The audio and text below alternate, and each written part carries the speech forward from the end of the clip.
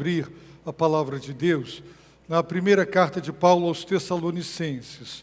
Essa semana, a mensagem 1 Tessalonicenses, capítulo 3, de 1 a 5, foi editada e publicada. Se você entrar no canal da igreja no YouTube, ou no Face, você pode compartilhar a mensagem. Hoje daremos prosseguimento de 6 até o versículo 10 e à noite de 11 a 13. 1 Tessalonicenses, capítulo 3. Eu vou ler desde o primeiro verso para que os irmãos se lembrem do contexto dos versículos de 6 a 10, ok? Por isso, não podendo mais suportar a preocupação em relação a vós, achamos melhor ficar sozinhos em Atenas e enviamos Timóteo, nosso irmão e ministro de Deus no Evangelho de Cristo, para vos fortalecer e vos dar ânimo na fé, para que ninguém fraqueje diante dessas tribulações, porque bem sabeis que fomos destinados para isso. Pois quando ainda estávamos convosco, já vos dizíamos que haveríamos de sofrer tribulações, como de fato aconteceu, como bem sabeis. Por essa razão também, não podendo esperar mais, procurei saber da vossa fé, pois tinha medo de que o tentador vos desencaminhasse e o nosso trabalho fosse inútil. Mas Timóteo acaba de regressar do vosso meio, trazendo boas notícias da vossa fé e do vosso amor, dizendo que sempre tendes afetuosa lembrança de nós e que desejais muito nos ver, assim como nós também a vós. Por isso, irmãos, vossa fé nos conforta em toda a nossa necessidade e tribulação, porque se estáis firmes no Senhor, nós agora vivemos. Pois quanta gratidão podemos expressar a Deus por vós, diante da grande satisfação com que nos alegramos por vossa causa, diante do nosso Deus, rogando continuamente, noite e dia, para que possamos ver o vosso rosto e suprir o que falta à vossa fé. É a pergunta com a qual o apóstolo Paulo encerra esta parte das Escrituras. Queridos irmãos, este texto da palavra de Deus, desta maravilhosa carta, ele é de grande relevância para todos nós. Vejam, no finalzinho do capítulo 2, o apóstolo Paulo deixou claro que ele não só desejou intensamente rever os Tessalonicenses, mas ele fez planos concretos, ele deliberou e quis por várias vezes voltar àquela cidade, rever aquela igreja. Mas ele não concretizou aqueles planos, produto do seu intenso desejo de revê-los. Por quê? Ele deixou claro, porque Satanás me impediu.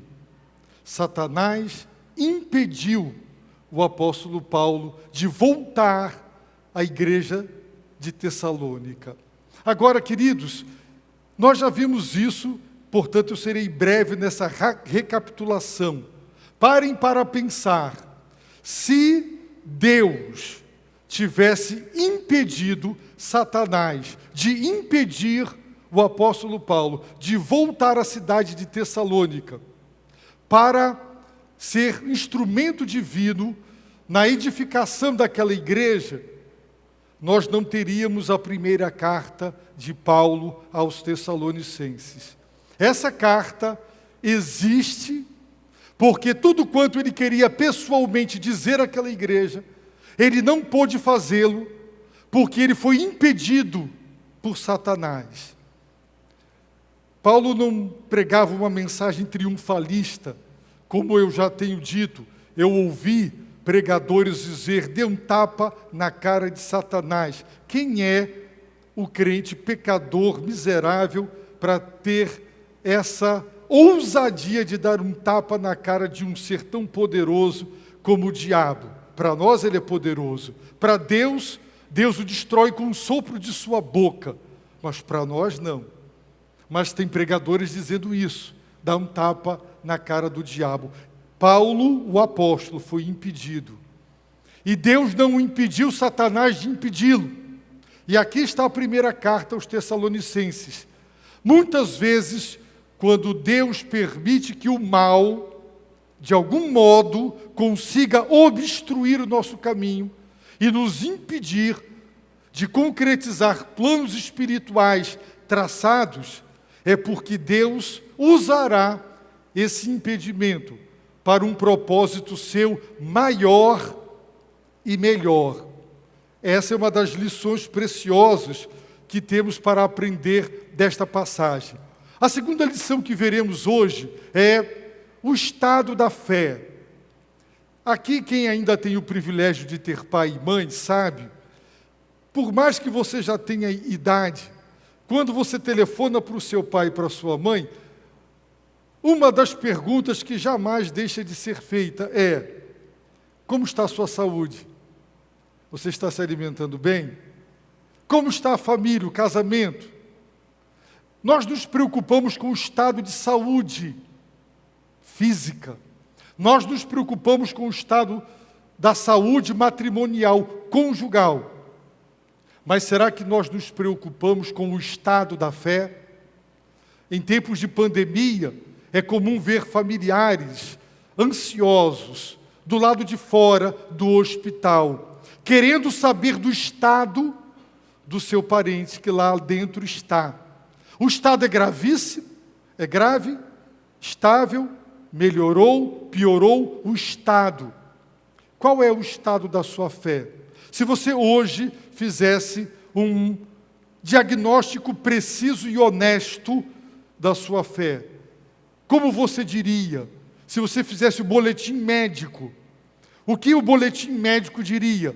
O estado da minha fé é saudável, é uma fé doutrinariamente firme, é uma fé eticamente consolidada, é uma fé que atua pelo amor, é uma fé que tem obras, que através das obras ela se revela e ela se expressa.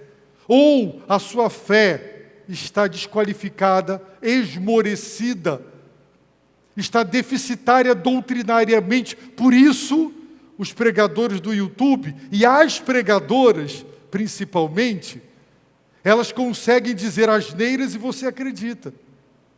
E você dá vazão a algumas heresias que estão sendo ditas com cara de coisa certa. Do ponto de vista ético e moral, você aceita alguns conceitos que são inadmissíveis para um cristão? É porque a sua fé, do ponto de vista moral, ético, é deficitária. E a sua confiança para descansar no poder de Deus? Será que a nossa ansiedade nos maltrata? E todos sabem, e eu sei, e você também, dos danos que a ansiedade nos causa. Por quê? Porque a nossa confiança, o aspecto da confiança da nossa fé em Deus está tão enfraquecido que não conseguimos confiar que o soberano Senhor está no controle. Uma fé deficitária, veremos isso de noite, ela traz grandes prejuízos para a vida cristã. Então, o apóstolo Paulo estava preocupado com o estado da fé da igreja de Tessalônica. Você se preocupa com o seu estado, o estado da sua fé? Você se preocupa com o estado da fé da sua esposa, dos seus filhos? há uma outra preciosa lição a ser considerada: gratidão. Nós veremos que as bênçãos de Deus em nossas vidas, elas são geradoras de profunda gratidão e de uma alegria intensa. E a questão é, quanta gratidão, e a palavra quanta nos faz pensar em volume, quantidade. Quanta gratidão, você passa 2 anos orando por um problema, Deus soluciona, você agradece uma vez e julga que é suficiente. Mas passa 5 anos orando, passa 6 meses orando por um pedido. Quanta gratidão as bênçãos derramadas por Deus deveria gerar em nós, em nossas orações. Nós acordamos e desfrutamos de saúde. Não sabemos nem que temos saúde. Você só descobre o que é saúde quando você sente dor e quando você fica doente. Então você clama a Deus pela recuperação da saúde. E quando a saúde é recuperada, quanta gratidão você agradece a Deus porque tem saúde. Paulo fala da gratidão a Deus nesta passagem. Queridos irmãos, o apóstolo Paulo estava em Atenas, impedido por Satanás de voltar. O que ele fez? Mandou Timóteo. É um mistério. Como é que Satanás impede o apóstolo Paulo de voltar, mas não impediu Timóteo? Havia uma marcação. Os irmãos já viram aquele zagueiro que o técnico diz cola naquele centroavante para não deixar ele pegar a bola e fazer nada? Satanás, irmãos, mirava no apóstolo Paulo. E ele impediu Paulo de voltar, mas não impediu Timóteo. São mistérios do mundo espiritual que nós não somos capazes de decifrar e o texto bíblico não dá qualquer explicação. Paulo não pôde voltar, mas ele enviou Timóteo com 3 tarefas. Primeiro, fortalecer a fé, fortalecer aquela igreja. Esterizo, fortalecer. Segundo, dar ânimo na fé.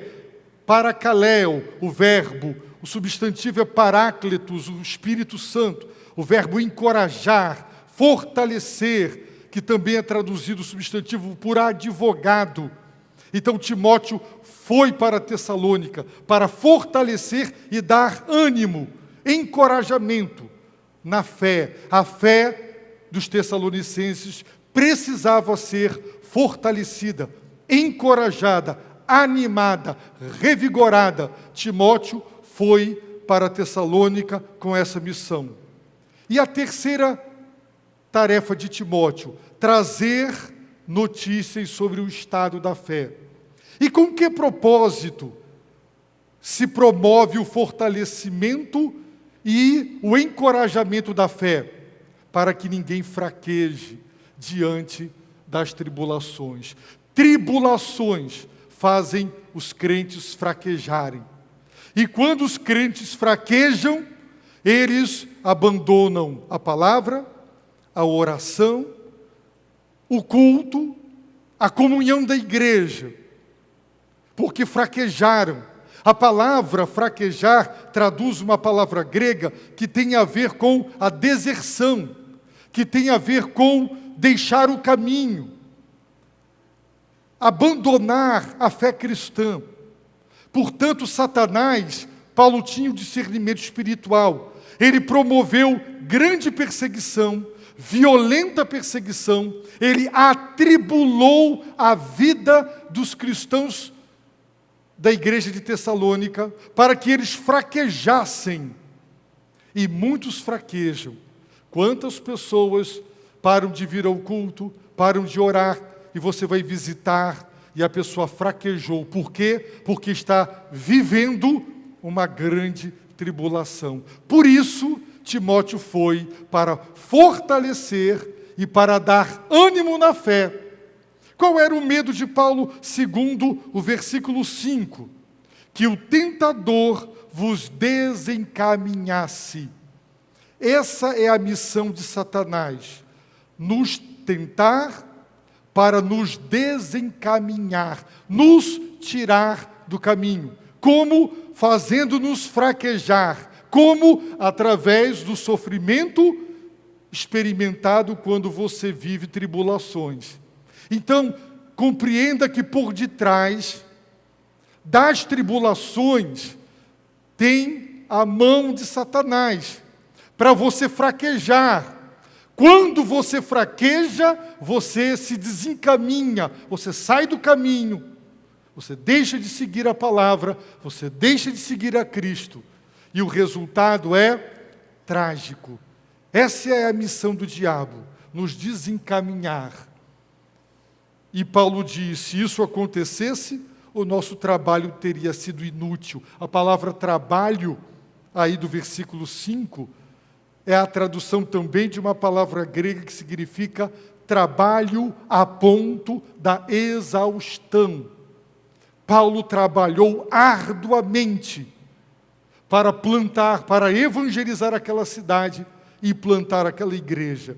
E se o diabo tivesse, com as tribulações que ele suscitou, tivesse conseguido fazê-los fraquejar e eles tivessem se desencaminhado, todo aquele esforço, a exaustão de Paulo e sua equipe missionária teriam sido inúteis.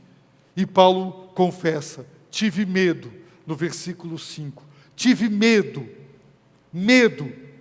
Ele declarou no versículo 1 do capítulo 3, e aqui também no versículo 5, não podendo mais esperar, devido à preocupação de Paulo com o estado da fé da igreja foi tão elevado que ele não deu conta. Ele disse, eu não suportei mais aquela preocupação. Aquele que Deus usou para dizer, não vivais ansiosos. Ele ficou tão ansioso, a preocupação foi tão elevada que ele não suportou, ele não teve mais condições emocionais de aguentar. E ele manda Timóteo para que fortaleça, encoraje na fé e traga notícias. Agora sim, versículo 6, vamos lá? Os irmãos acompanhem no texto bíblico. Verso 6. Mas Timóteo acaba de regressar do vosso meio, trazendo boas notícias. Aqui é o verbo evangelizar. É o único lugar na Bíblia que o verbo evangelizar não é usado para se referir a Jesus Cristo, a pessoa bendita do Senhor e a sua obra eficaz de salvação, mas é usado no sentido comum de trazer boas notícias. É o único lugar onde o verbo evangelizar não se refere a Cristo ou ao Evangelho. Timóteo acaba de regressar do vosso meio, trazendo o quê? Boas notícias da vossa fé. Vejam bem, a fé. Timóteo voltou e disse, Paulo, fica tranquilo, tu estás com uma preocupação insuportável. Será que a igreja desencaminhou e Satanás teve êxito e o meu trabalho foi inútil? Não, Paulo, a igreja não se desencaminhou, a igreja não fraquejou diante de toda a tribulação satanicamente levantada. A fé da igreja está firme. Agora observe, meus irmãos, que no capítulo 1, versículo 8, Paulo diz, a partir de vós, não somente a palavra do Senhor foi ouvida na Macedônia e na Acaia, mas também a vossa fé em Deus foi divulgada em todos os lugares. Vejam, o impacto da conversão deles foi tal que se espalhou por toda a Acaia e por toda a Macedônia, não é? A antiga Grécia, toda aquela região, a fé dos tessalonicenses em Deus. Se eles tivessem fraquejado e desencaminhado, vejam o mau testemunho, também seria divulgado em todos os lugares. Eles apostataram, eles abandonaram a fé, E para o Evangelho, aquilo seria trágico. Mas Timóteo trouxe boas notícias da vossa fé, do estado da vossa fé. A fé estava fortalecida, a fé estava firme. Eles estavam firmes na palavra, firmes no Senhor da palavra, firmes nas promessas do Senhor através da palavra.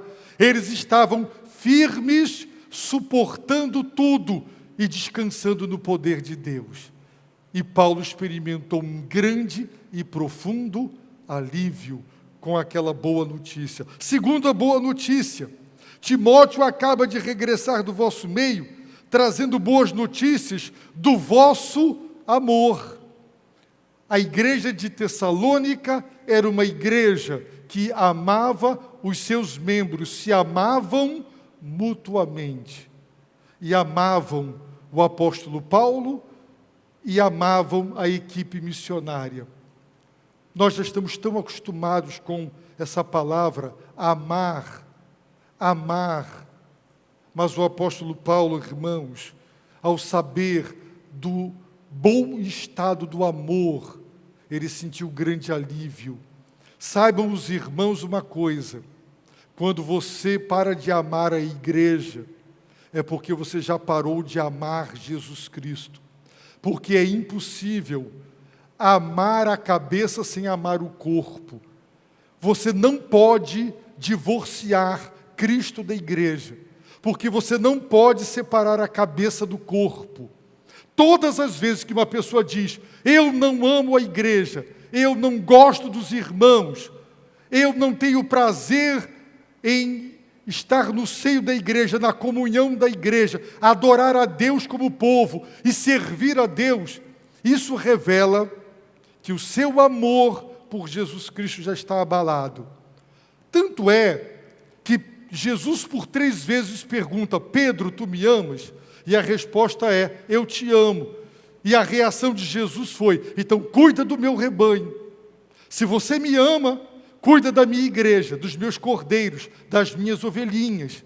Porque você não pode amar Jesus Cristo e desprezar as ovelhinhas dele. Quando as pessoas, elas defendem que eu posso viver muito bem sem a igreja, que eu não preciso vir para a igreja e que eu não tenho que tolerar os irmãos, aquela irmã, aquele irmão, e dentro, no seio da igreja, há inimizades, há pessoas que não se gostam, que não se falam. Eu fui pregar numa igreja e eu pedi 2 pessoas para orar do coro e não sabiam que eram 2 arques inimigos, cantando no mesmo coral que tinha acabado de cantar. E eu chamei os 2 para orar. Já pensou? Eu não sou profeta. Eu sou profeta da palavra, né? Mas eu não sabia. E se, para quem sabe ler pingo é letra, eles deveriam ter entendido que, de alguma maneira, Deus falou com eles. Como é que pessoas podem viver assim? Pois bem, Timóteo acaba de regressar com boas notícias sobre o estado saudável da fé e do amor. Aquela igreja se amava. Timóteo acaba de regressar dizendo que sempre tem desafetuosa lembrança. Quando eles lembravam de Paulo, aquela memória era agradável, era afetuosa, porque eles eram gratos a Deus, porque fora através da instrumentalidade do apóstolo Paulo que eles conheceram Jesus Cristo. Portanto, quando lembravam dele, lembravam com uma lembrança afetuosa, cheia de afeto. E também dizendo, Timóteo disse, desejais muito nos ver. Queriam que Paulo retornasse. E Paulo também diz, assim como nós, também a vós. Agora observem a reação do apóstolo Paulo no versículo 7. Por isso, por estas 4 notícias, por estas boas notícias sobre a vossa fé, vosso amor, vossa lembrança afetuosa e o vosso intenso desejo de voltar a me ver, Paulo diz, por isso, irmãos, vossa fé nos conforta. Veja, Paulo enviou Timóteo para dar ânimo na fé. O mesmo verbo que aqui é traduzido como conforta ou consola. Então, Timóteo foi com a missão de fortalecer e dar ânimo. Paracaléu é o verbo, não é? Paráclitos é o substantivo, o Espírito Santo. A palavra significa chamar alguém para vir, para estar ao meu lado e me ajudar. Por isso, é traduzido como advogado, porque você chama o advogado para estar ao seu lado e te ajudar diante do juiz e da sua causa. Paráclitos. Por isso, lá em 1 João, é traduzido como advogado. Aqui, o verbo significa confortar, consolar, encorajar, dar ânimo. Então, Timóteo foi para fazer isso, para consolar, encorajar e dar ânimo.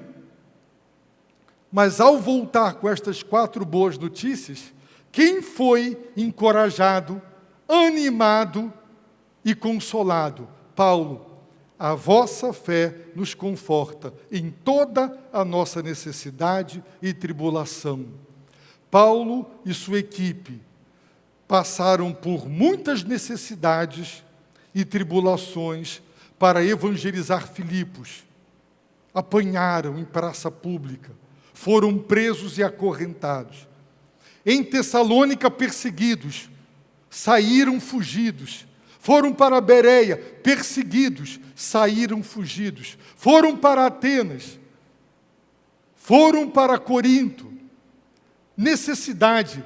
Para não passar fome em Corinto, Paulo foi trabalhar com Áquila e Priscila para fabricar tendas para se automanter, até que Timóteo regressou trazendo as ofertas da igreja de Filipos. Aí Paulo parou de trabalhar, de fabricar tendas e se dedicou de tempo integral à pregação do Evangelho. Para que os tessalonicenses tivessem sido evangelizados, os apóstolos Paulo e sua equipe passaram muitas necessidades e tribulações. E qual era o consolo, o conforto dele, quando ele lembrava de todas as privações e necessidades e tribulações que passava para pregar o Evangelho? Era saber que a igreja estava firme na fé, no amor, que aquela igreja tinha afetuosa lembrança e queria muito revê-los. Por isso ele diz: por isso, irmãos, vossa fé nos conforta em toda nossa necessidade e tribulação. Agora, versículo 8: porque se estáis firmes no Senhor, nós agora vivemos, nós agora respiramos. A preocupação do apóstolo foi tal que ele já não conseguia mais viver, de tão preocupado. Você já viu uma pessoa tão preocupada, sofrendo tanto com um problema, que ela desliga de tudo, ela não tem foco, ela não tem atenção para mais nada, a sua cabeça é dominada, ela fica obcecada com algo, e ela deixa de viver, ela não tem mais prazer com as coisas, ela não tem nem mais prazer nem sequer de se alimentar, perde a fome, não tem prazer de namorar, perde tudo.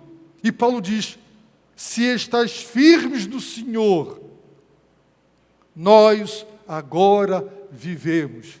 Eu voltei a respirar, eu voltei à alegria da vida, eu estou tão aliviado. Se estáis firmes no Senhor. Irmãos, quantas exortações para que nós estejamos firmes no Senhor, firmes na força do seu poder. Quantas exortações. Uma igreja firme no Senhor é uma igreja cuja fé está fortalecida pela palavra, pela doutrina, pelo jejum, pela oração. É uma igreja que não fraqueja quando sofre. É uma igreja que não se desencaminha quando é tentada por Satanás.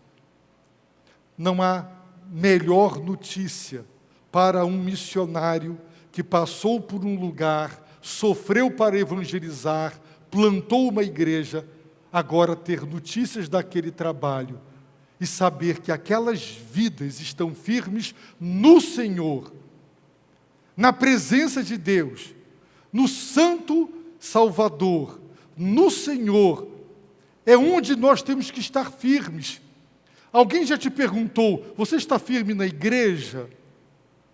Mas a pergunta primeira é, você está firme no Senhor? Porque quando você está firme no Senhor, você está firme na igreja.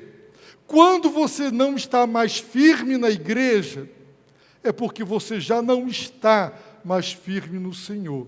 Uma coisa desencadeia a outra. Há uma relação de causa e de efeito. Quem não está firme no Senhor, não está firme na igreja. Acreditem nisso, é doutrina bíblica.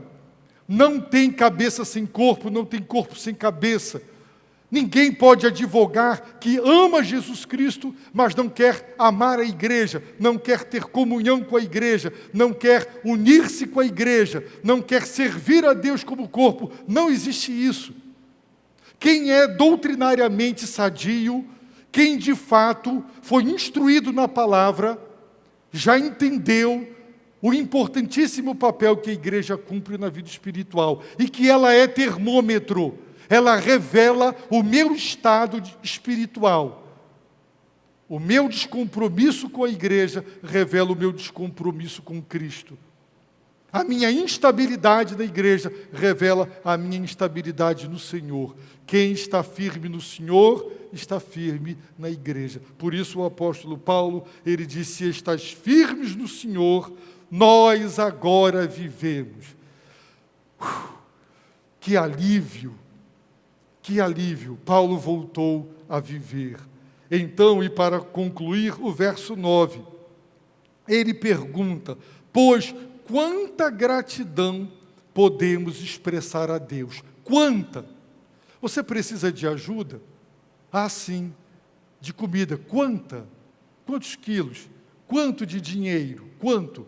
Quanta gratidão, ele pergunta, podemos expressar a Deus? Quanta? Aquelas notícias eram fabulosas, eram maravilhosas. E ele pergunta, quanta gratidão eu posso expressar a Deus? Você é assim?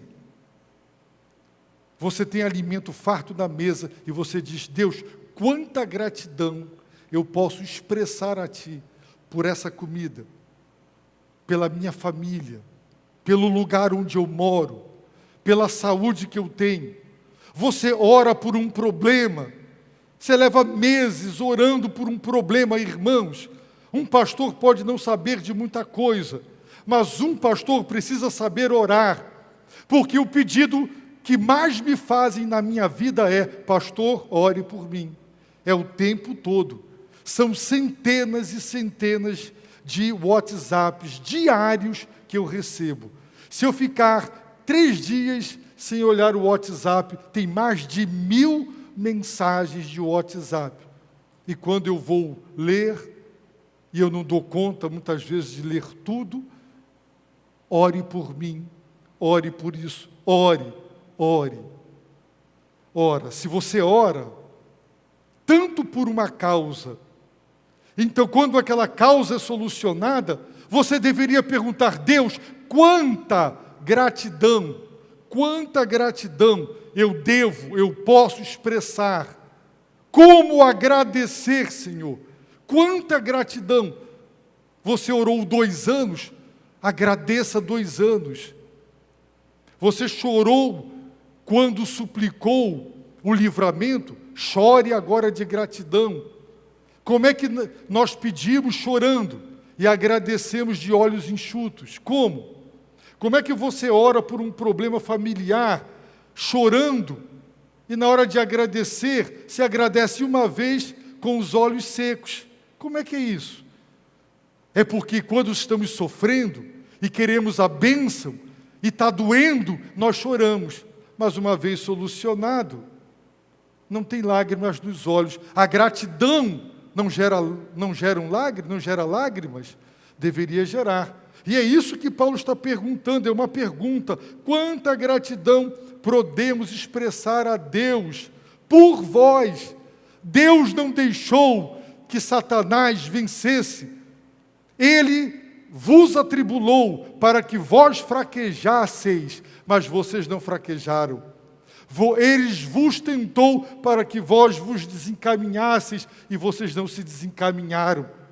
Como é que eu posso agradecer? Quanta gratidão eu posso expressar a Deus, porque meu filho não se desencaminhou, minha esposa não se desencaminhou, minha filha não se desencaminhou. Quanta gratidão! Tem que ter muita, grande quantidade de gratidão. Irmãos, e o apóstolo diz: diante da grande satisfação com que nos alegramos por vossa causa.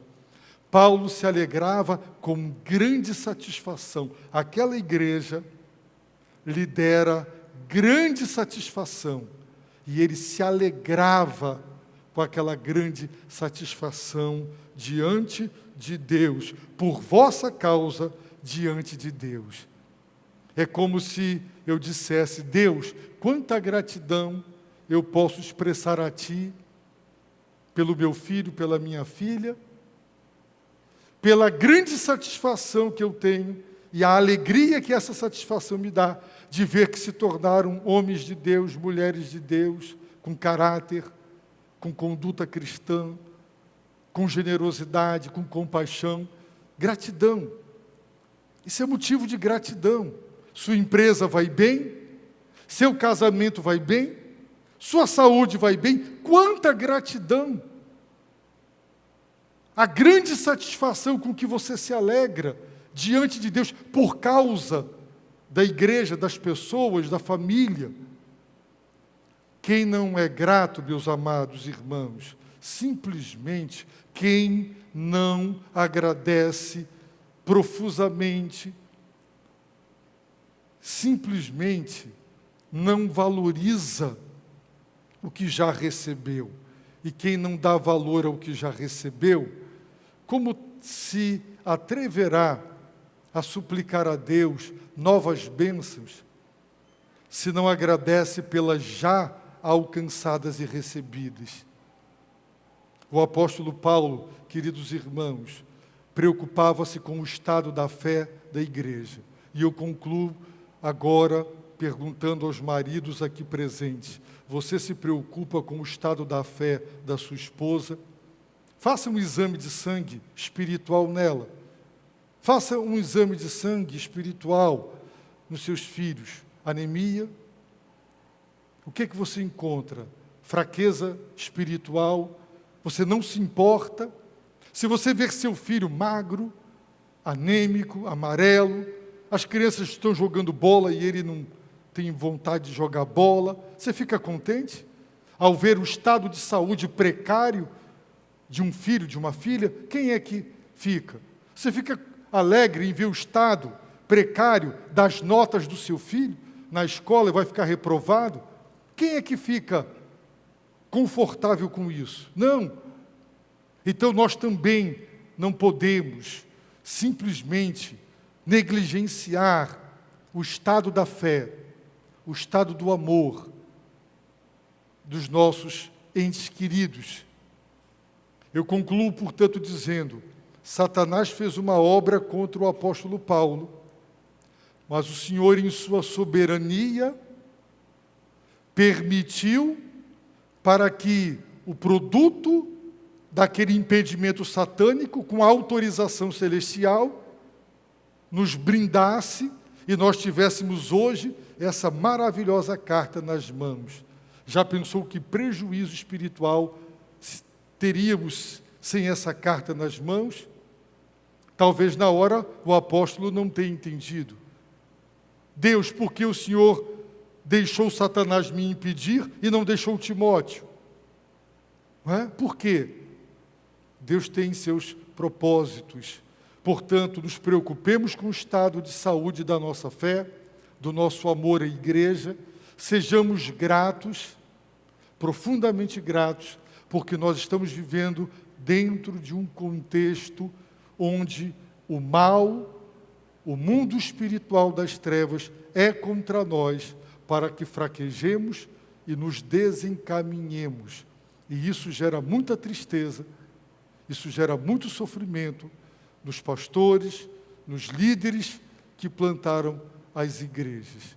Abaixe a cabeça, feche seus olhos e ore a Deus.